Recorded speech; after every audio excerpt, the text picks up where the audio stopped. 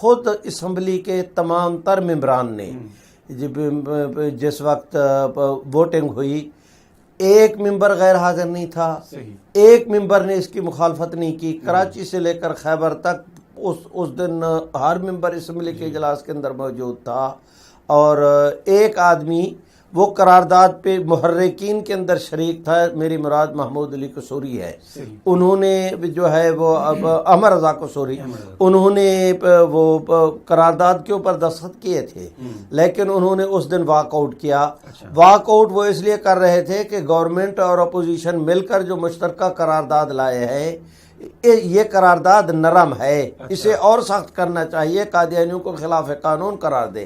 انہوں نے قرارداد کی مخالفت نہیں کی، اس میں وہ ترمیم کرنا چاہتے تھے، لیکن ان کے علاوہ پوری اسمبلی کا اپوزیشن اور گورنمنٹ کا ایک آدمی ایسا نہیں تھا جو جس نے قرارداد کے حق کے اندر ووٹ نہ دیا ہو یا مخالفت کی ہو.